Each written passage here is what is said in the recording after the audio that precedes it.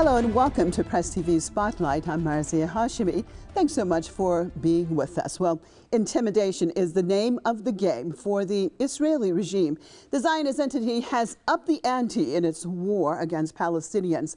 At least 6 Palestinians have been killed just today, with many others being injured in raids on occupied towns of Huwara and Jenin. Already this year, many more Palestinians have been arrested and are not being charged, while more Palestinian homes have been destroyed. The overall violence of the regime has increased, with the settlers wreaking havoc with the Israeli military support, trying to create hell in Palestine and elsewhere. Seem to be the modus operandi of the Zionist regime. Well, I'd like to welcome my guest to the program to help me look at all of this.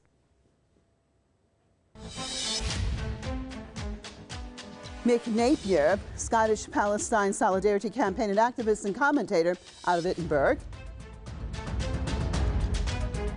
And Saad Nim, Professor of Political Sciences out of Birzeit University in Ramallah. Thank you both for being with me. Well, let's start this off with Mick. I mean, at least 6 Palestinians have been killed on Tuesday. Now, we're seeing what seems to be a record being set for casualties and just overall violence at the hands of the Israeli regime. Why are we seeing this at this time? What is the Israeli regime trying to do at this point in time? Why now? I think it's trying to do 2 things. Like every other previous regime, it's trying to crush Palestinian resistance and make Palestinians kiss the Israeli jackboot and say that that they were wrong to resist. But also, this particular regime is making concessions to the bloodlust of its electoral base. And for previous regimes, the killings were carried out by a fairly disciplined army. It was organized, it was micromanaged for Gaza, it was micromanaged for the West Bank as well. But now it's much more accelerated. The people, Smotrich and Ben Gvir, who've become ministers, key ministers in this government, have such a history of genocidal violence, worship of genocidal killers, and urging their own members to kill Palestinians, that now that they are in office, they cannot switch that off easily. They switched it on to get elected, and now there is a bloodlust among their electoral base. I don't want to make too much of a comparison, but it's a little bit like the difference between Joe Biden and Donald Trump. They both do terrible things, but one of them has a much more racist and, can I say, very, very racist electoral base, and Trump has to placate them. Every Israeli regime has gone in for substantial killings and dispossession of Palestinians, but this new one has a particular electoral base that wants killings and wants killings now, and that's what the settlers are pushing, Smotrich and Ben Gvir, and of course Netanyahu's very willingly being pushed. So this is a killing which is state policy. The numbers may not be decided specifically in advance, but the escalation of the killing is Israeli state policy. Right. Well, Saad, how do you see it? I mean, is this a sign of Israeli desperation, or just its sheer arrogance of being able to basically do whatever it wants to do and get away with it, trying to strike terror anyway in the hearts of Palestinians?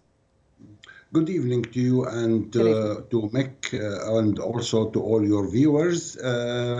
Yeah, it is a sad day today for the Palestinians, and we know that it's occurring every once in a while. What happened in Nablus just last month, or Jenin before that, and all these killings by the Israelis is escalating quite enormously.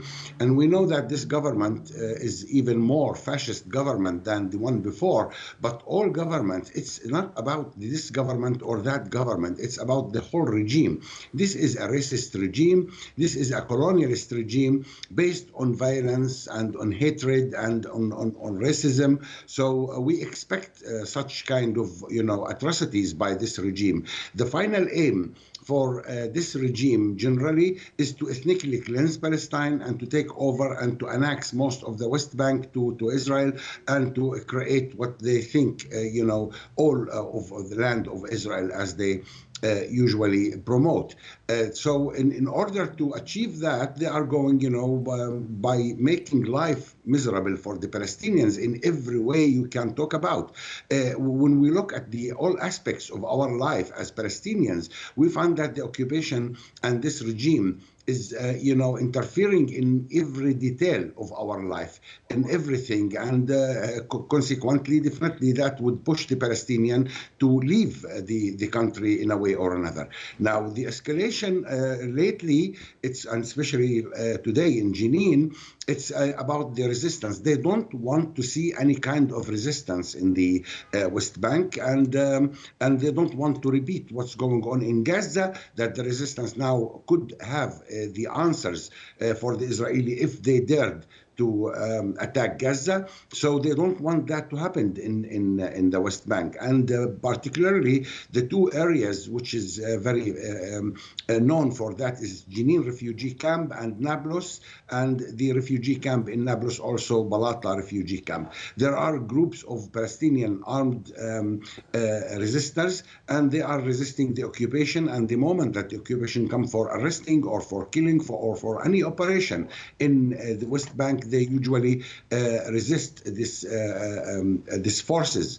And the Israelis, they don't like it. And what happened today is just give us the indication that what was of the meeting between Jordan, Egypt, Palestinian Authority, Israel, and America in Aqaba in Jordan just last month to set the security situation. It means that the Israelis even don't care about this kind of meeting, and they didn't even comply with what the meeting came out with, and they are going on with their policies. And exactly as you said in your question, because they don't see that anyone could punish them around the world, and they are above the law, and they can do whatever they do. It is basically, this country is a terrorist country. Well, Mick, you heard what Saad said, referring to the meeting in Jordan last month. I want to look at that because I want to look at the role of the Palestinian Authority. Do you think that as this situation continues to deteriorate, that more and more Palestinians will turn against the Palestinian Authority? They've lost any credibility because of basically working hand in hand with the Israelis and serving as corroborators with it. I mean, your assessment of that? I once had a political discussion with a young man many years ago in Belfast, and we discussed politics of every kind, and he basically came back and said, look, the British Army allows death squads to come onto my street. I'm going to join the Provisional IRA. The other arguments didn't cut any water with him. He was taking a stand for the security of his own community, his very own small area. And because the Israelis are escalating the killing today, young people need, old people need protection. Who will protect the Palestinians from the murderous regime or this version, this iteration of the regime which has now been installed? It's not going to be for the foreseeable future the United Nations. It certainly is not the Palestinian Authority. We know that they disappear shortly before the Israelis come in to do the killing in Nablus or in Jenin. Well, certainly Nablus, we're hearing stories. So who will protect the people? And of course, more and more people will support the resistance. And the Palestinian Authority, already its credibility in shreds, can only look forward to that being shredded even further by the Israelis. Because here's the conundrum. When the British had pillaged countries sufficiently in a colony, and they were then forced or they were persuaded to leave Kenya or India or somewhere else, they could do a deal with some people in the native population to take over from them. It could be a neo-colonial deal could be reached. The problem for the Palestinian Authority is the Israelis don't want them except to keep Palestinians down until they can be got rid of themselves. Because the Israeli plan is not to keep a loyalist Palestinian population in place. It is to get rid of all Palestinians. And that's the problem for the Palestinian Authority. They want to collaborate and work with the Israelis, but the Israelis are going to squeeze them dry and wants to push out every single Palestinian. So yeah, I think their credibility has plummeted and will plummet even further. Look, this regime is made up of killers. The previous regimes tried to conceal their mass killing, the Great March of Return, Protective Edge, Cast Lead and so on. They hid it behind a fig leaf of rhetoric, but these guys don't care. They have learned that Israel can do what it wants to Palestinians and nobody's going to stop them. And the UAE and Egypt and Morocco and Oman and all the other Arab regimes are now joining with European governments to instill this sense of impunity that they can kill Palestinians and get away with it. I'm just listening to what you're saying, Mick, and Saad, and thinking about what it is like to live there on a day-to-day basis. I think the majority of the international community, whether we're talking about the East or West, really do not have a true understanding of grasp what it is like to live under such a regime. Give me, Saeed, I want you're talking to this international community, what is it like to go through this and to live under this regime on a day-to-day basis? Right. Yes. And let me say something that, a large part of the international community do know what's going on in Palestine and do see what the Israelis are doing. Today, after the last 10 years, we are talking about the social media, and social media now is, overcoming all the news about Sky News and the CNN. Now everyone knows, at least around the world, what's going on in Palestine. But are they willing to do something about it? This is a different question. Well, I was actually specifically talking about the people of the world. Because of the corporate control media, the average person, they understand to a certain degree, but I don't think that they understand the level of brutality on a day-to-day basis. I want you to tell them. Tell us what it's like. Yes. I know. It's however you read about it or you know about it or you listen to news about it, it's not like when you are a Palestinian living in here. We are talking about the West Bank. The West Bank is a very small area, and yet we are talking about more than 700 roadblocks in the West Bank. It means that if you are moving even from your village to the city next to you, which is something like 10 kilometers, then you have to face the Israelis and their questions, and sometimes stopping you and delaying you and all these kind of things to start with. And the other thing is that they are grabbing the land, and especially the settlers. The policy of the Israelis today on day-to-day basis, they are grabbing the land and they are forcing the Palestinian peasants and the Palestinian farmers to lose their land by even the wall sometimes, and sometimes by the attacks of the settlers. It means that, what do you mean by a village? A village in a rural area without land. It became like a kind of a hotel. So people do go to work in Israel and inside the Israeli territories, and then come back to sleep only in their homes in these villages, because this village lost its meaning of having land and to be an agricultural area or a farmers, that we are losing the thing. And the same with the Bedouin communities. We are talking about Jordan Valley. The Israeli announced that they are going to annex 30% of the Jordan Valley officially to Israel, and that was Trump's idea. or approval, if you like, to this kind of crazy idea, it means that they have to push these Bedouin communities. We are talking about 46 communities living there, and on daily basis they are facing the problems and facing, you know, the atrocities.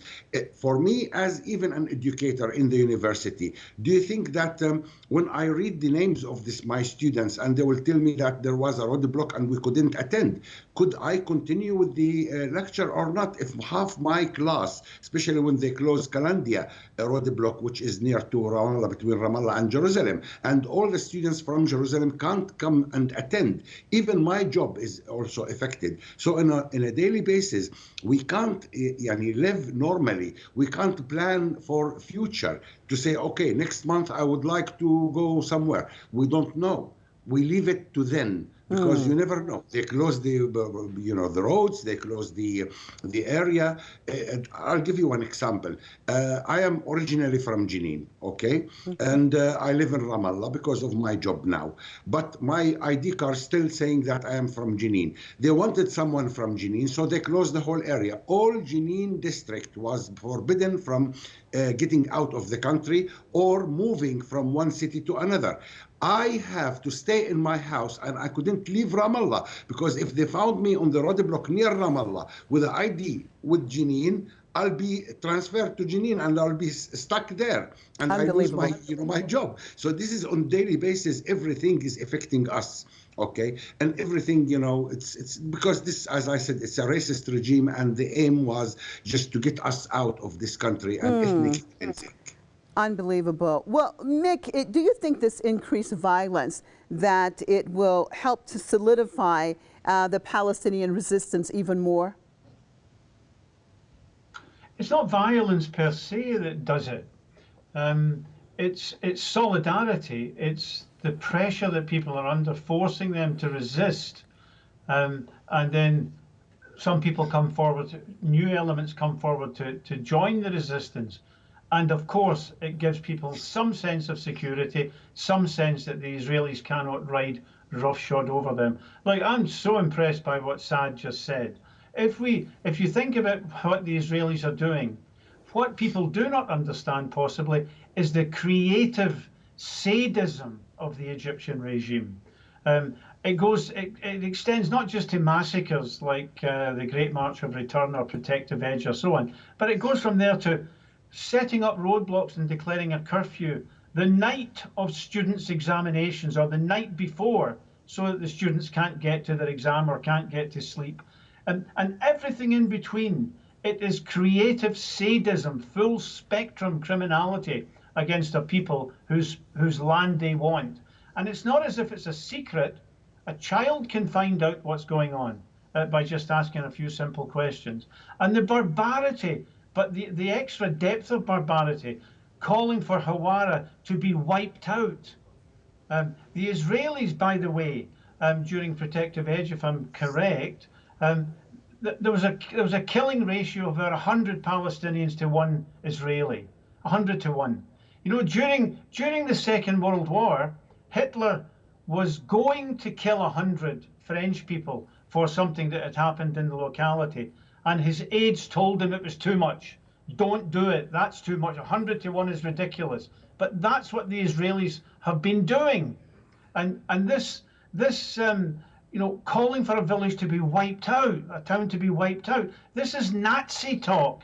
This is how the Nazis did behave in Western Europe and, of course, in Eastern Europe. Well, Mick, you're saying, Mick, sorry to interrupt you. Mick, sorry to interrupt you. You're saying it's Nazi talk. So where's the outrage? Where's the outrage in the world? Nothing is being said about this. They're talking about wiping out. They're definitely trying to wipe out, and they're continuing to destroy homes and continuing to arrest. Where's the outrage? Saad, I'll throw that to you.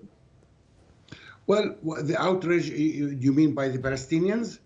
not by Palestinians, but by the so-called international community that you were referring to before.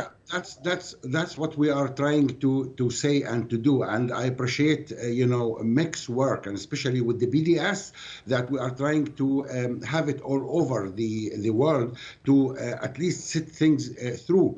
My message, if you like, to the international community and whoever is hearing us, knowing about this crime and keeping silent about it, you are a participant in this crime. So we need you, at least we need your voice. We need, people to work. But as I said before, maybe the people do know, but the governments do nothing as international community, because their interest with the United States is more important than the human rights and this lies about democracy and all the lies about human rights, because their interest is more with America rather than with the Palestinians. So if the Americans are happy with the Israeli work and they are supporting them and keep supporting them by money and by in the United Nations and everywhere, and keep protecting them, okay, so even the Europeans and the rest of the world, they can't do anything about it, and they can't criticize Israel. And if they dare to criticize Israel, they will be accused of being anti-Semitic, and they will be offending the Americans and all these kind of things. It's apparently even for the Arab world. If you want to make good gesture towards America, then you have to please Israel, like what happened with Sudan when they normalized relationship with Israel. Why? Because they wanted America to lift the embargo on Sudan and the blacklist as a country, blacklisted. So it's quite obvious that it's the American who are in support. We need the international community to understand that this regime was exactly like the apartheid regime in South Africa, and unless we've been together in a solidarity to treat this regime as we treated the South African regime till it collapsed, then nothing will happen. And they will continue as far as the Americans are still, supporting them. What about that, Mick? How likely are we to see something like we saw civil society react to the South African apartheid regime? Do you think that we're getting there to be able to put a pressure like that on the Israeli regime? What does it take? Very likely. I think the beginning of wisdom is to distinguish between governments and people. The EU has already apologized to Israel for the opinions of European people when an opinion poll was conducted, which was very embarrassing for Israel. Israeli ships cannot be unloaded in the biggest American port on the Pacific. In Oakland, the dockers don't unload Israeli ships, and they haven't done so since 2014. Here in Edinburgh, the biggest arts festival in the world, no Israeli groups come here, because when they come, they are protested and driven out. There are many, many examples, and the Zionists know that they have a crisis in terms of public opinion being hostile or suspicious towards them and tending to support Palestinians. We have people who climb on the roof of arms companies. They damage, they destroy parts of the arms company because they're selling to Israel. And whenever they go to a jury, whenever they go to trial, they're found not guilty by ordinary, decent people. Time after time after time. And similar things happen in France and elsewhere. Let's not talk about the international community anymore. There are international governments, and there is a superpower called people around the world who are beginning to build the BDS movement. It's not big enough, but Oakland and other examples show us that it's quite possible to cause Israel a lot of pain by mobilizing this public opinion. And the Israelis, for sure, will drive more and more people to take action by the horror of what they do. And on that note, I'd like to thank both of you for being with me. We're out of time. Out of Edinburgh, Mick Napier from the Scottish Palestine Solidarity Campaign, and activist and commentator Saad Nim out of Ramallah, professor of political science at Birzeit University. And as always, viewers, we appreciate you being with us on another Spotlight. I'm Marzieh Hashemi, signing out for myself and all the crew right here in Tehran. Hope to see you right here next time.